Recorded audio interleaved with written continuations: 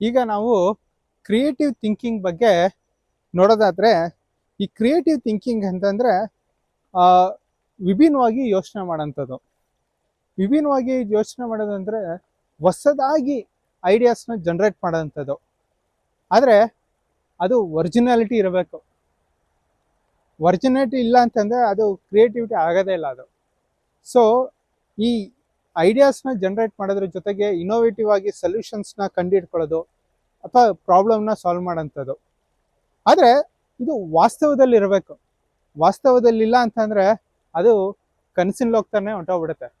ಅದೊಂಥರ ಹೈಪೋಥೆಟಿಕಲ್, ಆದರೆ ತಳಬುಡ ಇಲ್ದಿರೋಂಥ ವಿಚಾರ. ಈ ಕ್ರಿಯೇಟಿವ್ ಥಿಂಕಿಂಗ್ ಮಾಡ್ಕೊಳ್ಳೋದ್ರಿಂದ ಬೆಳೆಸ್ಕೊಳ್ಳೋದ್ರಿಂದ ಏನು ಉಪಯೋಗ ಆಗುತ್ತೆ?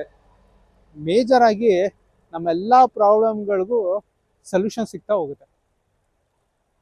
ನಾವು ಈ ಥರ ನಡೆದಿರ್ಬೋದು ಅಂತ ಒಂದು ಲೆವೆಲ್ಗೆ, ಅಂದರೆ ರಿಯಲಿಸ್ಟಿಕ್ ಆಗಿ ಯೋಚನೆ ಮಾಡೋದಿದೆಯಲ್ಲ, ಅದೇ ನಮ್ಮ ಪ್ರಾಬ್ಲಮ್ನ ಸಾಲ್ವ್ ಮಾಡೋಕ್ಕೆ ಶುರು ಮಾಡುತ್ತೆ.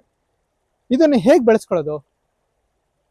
ಮೊಟ್ಟ ಮೊದಲನೇದು ವಿಚಾರ ಆವಾಗಲೇ ನಾವು ಮಾತಾಡ್ತಿದ್ವಲ್ಲ, ಸೆಲ್ಫ್ ಅವೇರ್ನೆಸ್ಸು. ಈ ವಿಚಾರನ ಫಸ್ಟ್ ನಾವು ಅರ್ಥ ಮಾಡ್ಕೋಬೇಕಾಗಿರೋಂಥದ್ದು. ನೆಕ್ಸ್ಟು ಸಾಕಷ್ಟು ವಿಚಾರಗಳ ಬಗ್ಗೆ ನಾವು ತಿಳ್ಕೊಳ್ಳೋ ಪ್ರಯತ್ನ ಮಾಡಬೇಕು. ಹಾಗೆ ನಾವು ಎಕ್ಸ್ಪರಿಮೆಂಟೇಷನ್ ಮಾಡಬೇಕು.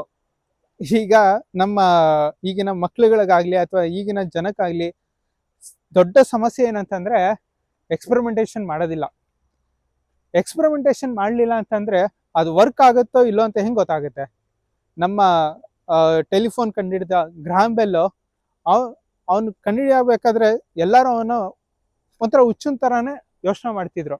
ಆದರೆ ಕಂಡುಹಿಡಿದ ಮೇಲೆ ಯಾರೋ ಒಬ್ರು ಯೋಚನೆ ಮಾಡಿದ್ರು, ನಾವು ನಡ್ಕೊಂಡು ಓಡಾಡ್ತಾ ಮಾತಾಡ್ಕೊ ಹೋಗ್ಬೇಕು ಅಂತ. ಹಾಗೆ ತಾನೇ ನಮ್ಮ ಮೊಬೈಲ್ ಫೋನ್ ಬಂದಿದ್ದು. ಮುಂಚೆ ದೊಡ್ಡ ದೊಡ್ಡ ಕ್ಯಾಮ್ರಾ ಇಟ್ಕೋಬೇಕಾಗಿತ್ತು ಅಲ್ವಾ? ಆದರೆ ಈಗ ಮೊಬೈಲಲ್ಲೇ ಮೂವೀಸ್ನ ಶೂಟ್ ಮಾಡ್ತಾ ಇದ್ದೀವಿ ನಾವು.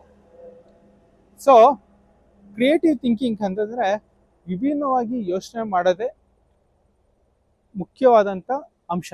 ಇದರಲ್ಲಿ ನಾವು ಎಕ್ಸ್ಪರಿಮೆಂಟೇಷನ್ ಮಾಡಬೇಕು. ಎಕ್ಸ್ಪರಿಮೆಂಟೇಷನ್ ಮಾಡಬೇಕು ಅಂದರೆ ಸಾಕಷ್ಟು ವಿಚಾರಗಳ ಬಗ್ಗೆ ತಿಳ್ಕೋಬೇಕು. ತಿಳ್ಕೊಂಡಾಗ್ಲೇ ನಾವು ಎಕ್ಸ್ಪರಿಮೆಂಟೇಷನ್ ಮಾಡೋಕ್ಕೆ ಸಾಧ್ಯ ಆಗುತ್ತೆ. ಸೊ ಇದು ಕ್ರಿಯೇಟಿವಿಟಿ ಬಗ್ಗೆ.